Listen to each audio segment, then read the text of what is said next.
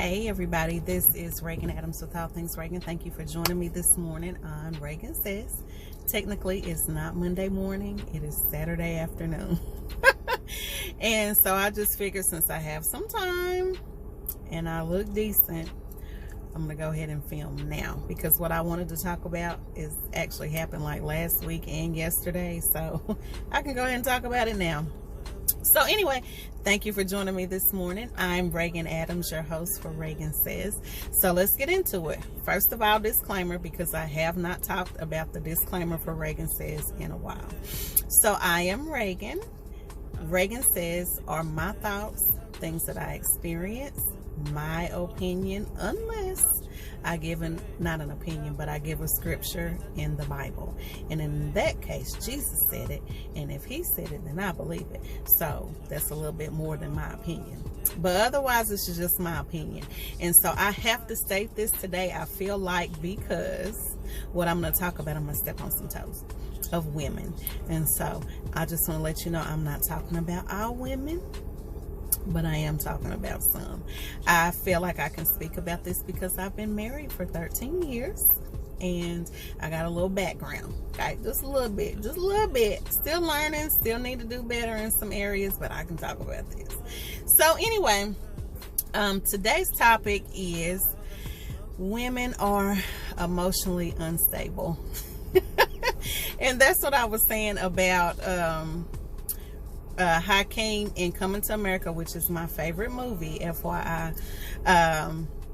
He said something in the club after he met like all the different girls. He and Arsenio Hall, Simi, were at the club, and they met all the women. And at the end of the thing, he was like, are all the women in New York emotionally unstable or have a severe emotional problem? I forgot what it was, but y'all get the gist of it. So what led me to think about that is I have several associates that I speak to, or people, clients, whoever I deal with, who are single but really want to be married. And I don't think they really know what all that entails, being married, because it is not easy. Not easy at all. But anyway, we won't talk about that. That's not what the video is about. So this conversation I'm getting ready to have is based off of two conversations that I had the past 2 weeks. So the first one, this person she's a beautiful woman, good job, independent woman, like, yeah, she's a good catch. She called me to talk about something, so we were talking and just kind of going over things, and we weren't even talking about a relationship, so let me just put that out there first. We were just talking about like whatever. I'm not gonna say what we were talking about, and I talked to a lot of different people, so I can't really give you the specific thing, and I definitely don't give names, FYI. So we were talking about just like different things, and I asked her one question. That one question led into like a rant about what happened in her childhood, a rant about what happened in relationships, a rant about all this other stuff. And I'm thinking, how did we get here? Like, how did we get to this off of one question? So I let her talk, and what was funny is I'm a talker. I mean, when you get to know me, I'm a really big talker. But being a coach now, or just being around people dealing with like business and stuff, I've become the listener, because they all talk more than me, which is fine. God worked with me a while ago about that. But they talk for like 15 minutes straight. And I'm thinking, oh my gosh, just don't have nothing to do with what I asked you, but I'm gonna let you talk. But what that put me in the mind of, because we've had a conversation about her wanting to be married, and she said, I just don't understand why. And I'm thinking, you're emotionally unstable. Like, if I think that, and I'm a woman, I'm not checking for you for no relationship, but I'm a woman, and if you sound crazy to me as a woman, how do you sound to a man? I wouldn't want, listen, I was sitting on the phone like, you sound crazy, like, for real. Like, seriously. And this is not my client, FYI, I just want to put that out there. This is somebody I kind of know. So, but I'm thinking, you sound crazy, and I can say this because she and I have had the conversation about her emotions anyway. Women are emotional. I got it. Like, I got it. I can be emotional. Listen, I got it. But what I think a lot of women, not a lot, some, sorry, have learned to mask how to be normal. So the crazy, when men say the crazy don't come out till later, I believe them now. Like, I believe them because I've seen like really good sides of her. Like, oh my gosh, she's a sweetheart. But then she got a side, and I'll be like, for real? Who's putting up with you? Like, who's being your friend? Your friend, let alone your man. Like, I don't understand. Because I couldn't do it. And the solution to that, my opinion, I know everybody's not saved. I got it. Should be. Well, however, I got it. It's not everybody's cup of tea. Yes, you need Jesus. But everybody, most people, I think, need a counselor. Like somebody to talk to. Because, and here's the thing too, some people go through a lot more traumatic experiences than others. So my story, I'm thinking, oh, I got a lot going on, but my story pales in comparison to a lot of the people that I coach, a lot of people that I talk to. Like, my story is nothing. So there's some people that have a lot of things that have happened to them, like traumatic things, and they've never really dealt with them. And sometimes you try to do it yourself, and sometimes you don't have the tools to do that. And so with that, I say, if you've had a very traumatic experience, problems with relationships, and when I say relationships, I'm not just talking about with men, and I'm talking to women. So this is geared toward women. I know men have problems too, but I'm talking to women. So geared toward relationships, not just the ones that you've been through with men. I'm talking about with your father or lack thereof, your mother, because that is a relationship too, because it's going to show you how to treat other women. Like relationships with you going to school, how your teachers treated you, who was there, who wasn't, who said what, to have influence over your life. Friendships, like childhood. All of that is an experience, like, and all of that makes you who you are. And if you've had a extremely traumatic experience in relationships or life in general, I really feel like, my opinion, you need to go seek some counseling. And I mean extensive counseling, to where you can talk things out. Because here's one thing about relationships that I've learned, is that if you're not a whole person, you will not be able to sustain a healthy relationship. I know everybody comes to the relationship with something, but when you've started working on yourself, or you have those tools to be able to work on yourself, even if you're whole, because whole doesn't mean perfect, but you have those tools to be able to work in a relationship, that means you two, if you're whole separately, when you two come together and you have those tools, you're more apt to be able to work together to make your marriage or your relationship work.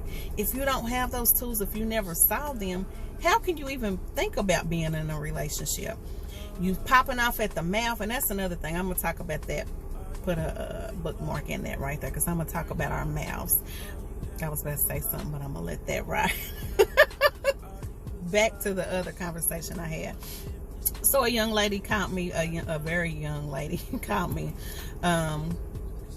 She said, you know, I've been going through some things. I'm coming out of this, and I just pray to God, Lord, I need somebody to talk to. And he told me to call you. And I was like, oh, okay, Jesus, you have somebody call me. Thank you. You trust me.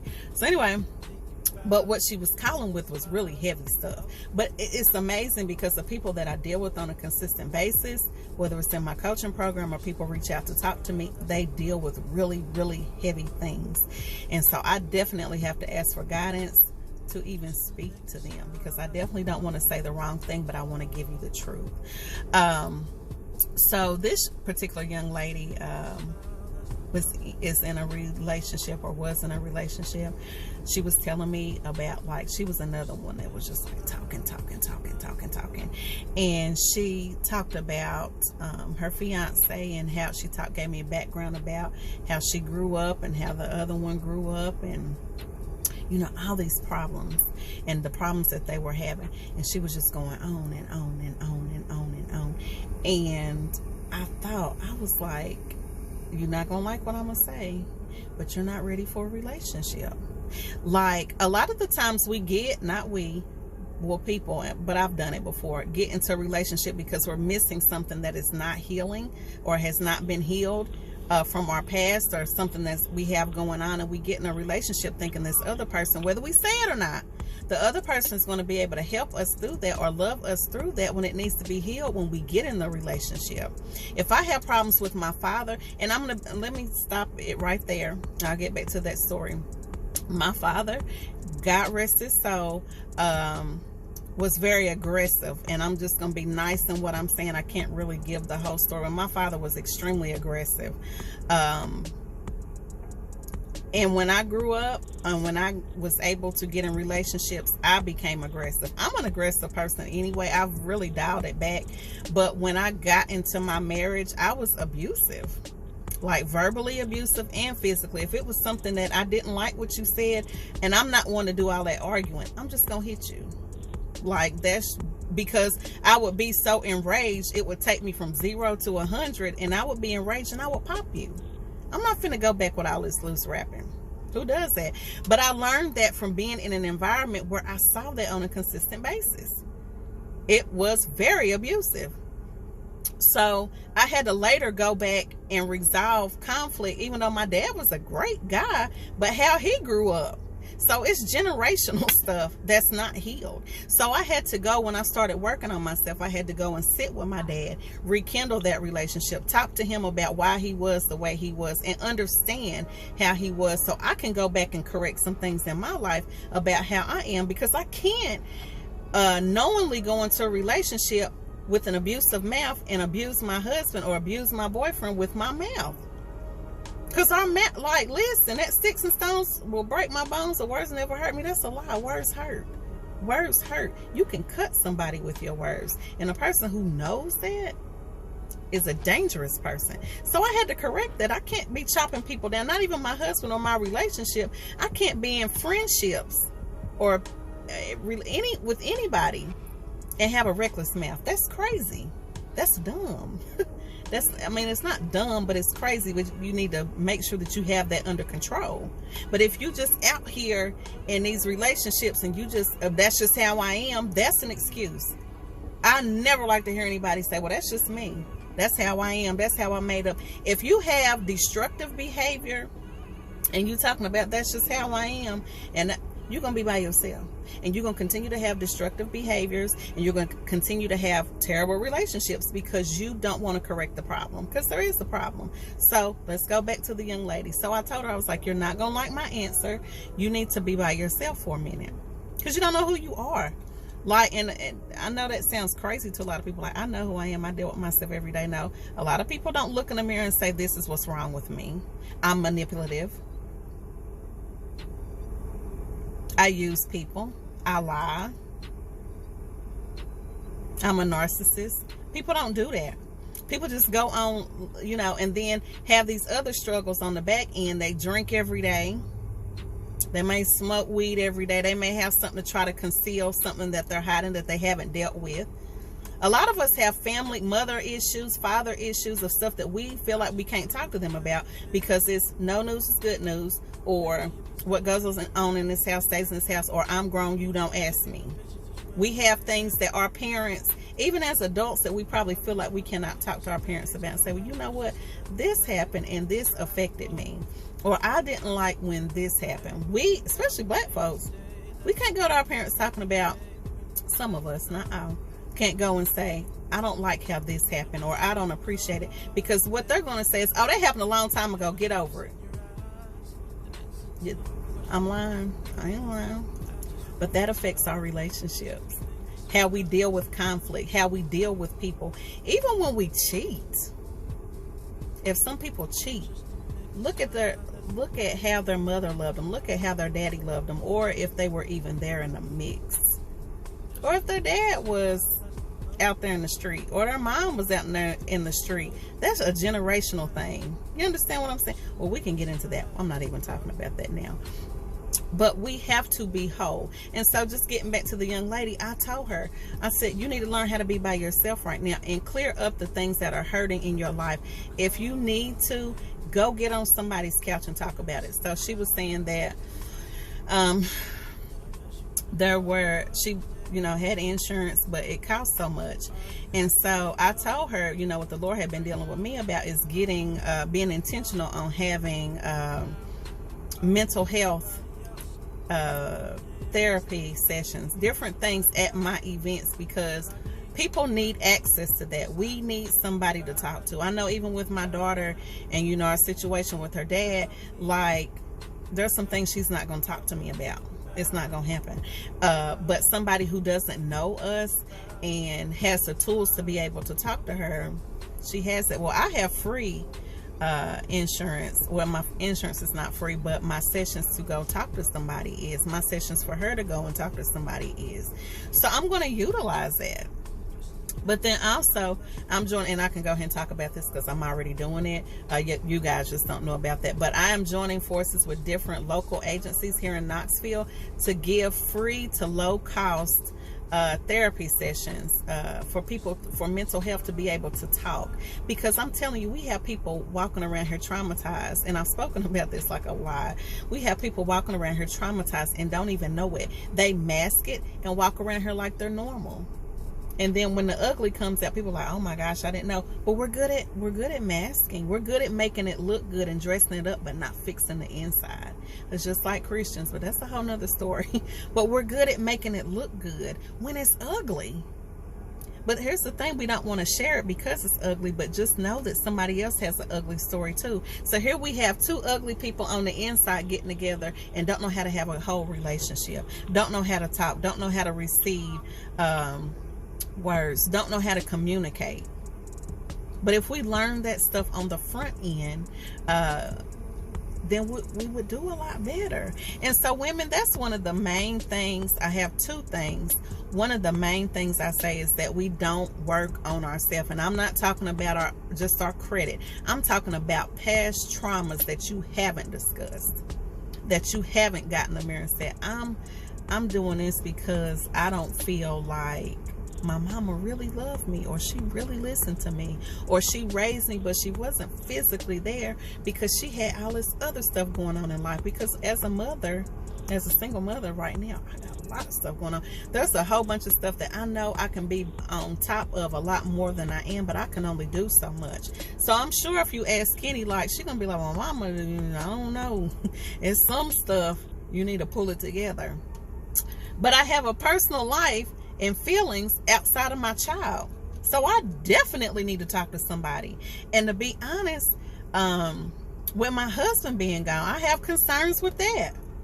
So I'm getting ready to make an appointment with they don't know this yet in case they're watching, but with my pastor, and well, both of my pastors, because they're both pastors. I'm going to say pastor and his wife, but they're both pastors, to sit down and talk to them, because we've been disconnected so long. What we about to do with my marriage? I mean, that's the honest truth. So I'm just saying, we need to quit acting like we're perfect. We need to quit acting like just making it look pretty. I'm that person that I don't want to make it look pretty. I want it to be what it is. Like, we need to clean from the inside out. So just having relationships, like, man, if we don't listen, if we don't deal with that stuff personally, we will not be able to have whole relationships. We're not going to do it. Us masking, overeating, drinking, drugs, all of that stuff to mask. But when we come down off of that high or being full, the problem is still there. The problem is still there. Another thing, so being emotionally unstable, ladies, look at that for yourself. I'm not saying all women. I'm not saying all women, but I'm just saying being emotionally unstable and making it look pretty, that is the problem. And you might want to check it at the door. I'm going to actually throw something else in here. This is just my thoughts again. Independent women. So for me, I feel like I'm an independent woman. When I met my husband, like, I was young. I was 19. I'm in a whole different place, but I've always been the one to work. Y'all have heard the story. 3 jobs. Like, I like to have things. So I've always worked. I've always, you know, been able to contribute. Even in a relationship, I always had my own table at a young age. I've always worked. And so But one thing about me is I love the word submission, which I know y'all seen the Fantasia thing. To be submissive to the right man. And so for me, I'm still an alpha female and I can still lead. But when I have a man who can lead in front of me, I'm not. And let's just back up. Let's just say I meet a man. I'm not married. Let's just say that. And I meet a man. Everything I want down on paper, like the head of the house, good job, takes care of the home, takes care of me, blah blah blah. I'm gonna let him lead, even though I'm an alpha female personality, even though I can do the work, even though I can, and I have been handling the business, like I can do it all. But I can't do what a man can do, and I don't want to. God made him the head of the house, so I'm going to let him lead and fall back. And when I say fall back, I don't mean stop doing everything I'm doing. I'm still going to do my thing. I'm still going to, lead. I'm still going to, contribute where I need to and be his helpmeet. But take some of that responsibility off of me. I don't want it. God gave that to him. Let him do that.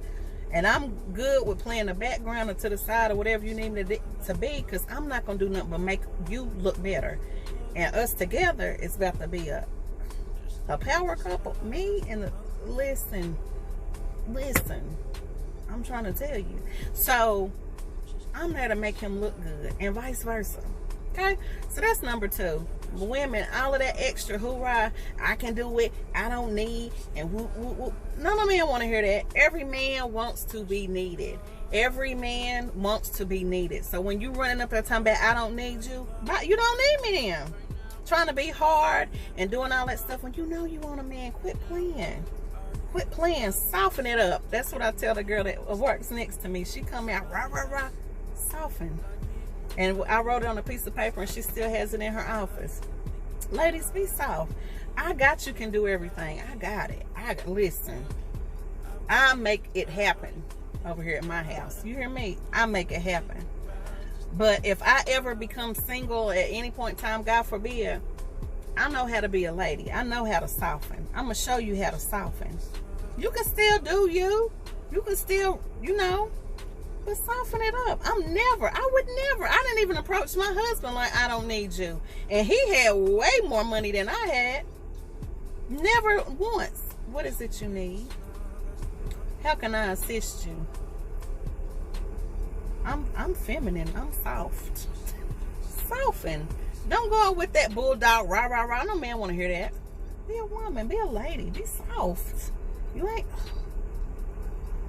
Pull back some. Number 3, our mouths, and that kind of goes in with number 2. Listen, and I said that in number 1 too. Ladies, we gotta watch our mouths.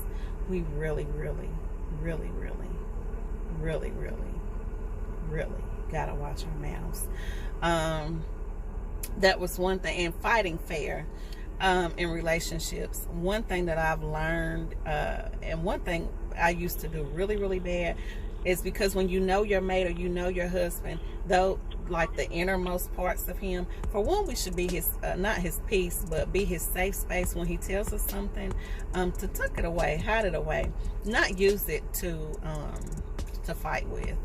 And I used to be really bad at, okay. And boo, spit that venom right back out at him. He's supposed to be, you are supposed to be his safe space. If he trusts you, because sometimes it takes men a long time to like show you their emotions. So let him be able to trust you with that, and don't attack with that. When he tells you stuff, here's one thing that I learned, like this is really important. Timing is everything. That's it in life, but definitely when you are like arguing or you're in a spot, you don't always have to say what's on your mind right then. Timing is everything. And I know most women, you're going to get them told. You're going to tell them right then, oh, I'm going to check you and whoop, whoop, and I'm going to text you and I'm going to tell you what I think. Some things hold to yourself. What I learned is, most of the time, I've told this story before, when my husband and I used to fight, not physically fight, but when we used to, argue, we would just be back and forth, and we couldn't hear each other. So I decided, because he's an argumentative person, like I told you I don't do all that arguing. But he got a mouthpiece on him, and he will cut you down in 2.3 seconds. And so what I learned is I can't compete with that, and I don't want to. I don't want to do all that fussing. I don't want to. I want to talk about it. So what I did was I looked at me, and I said, I'm gonna shut my mouth. I'm gonna shut my mouth. I'm not gonna say anything. And what happened is I let him say everything he needed to say. And you talking about my tongue was bleeding, because I wanted to cuss that ninja out. I'm gonna be straight up. This is back before my cussing days.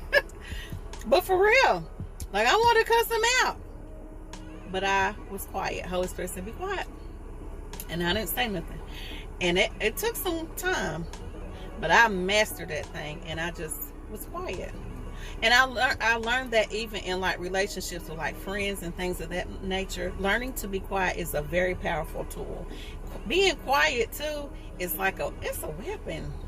Really, when you learn to be quiet, it can be a weapon in a lot of different cases depending on what you're doing. Just be quiet.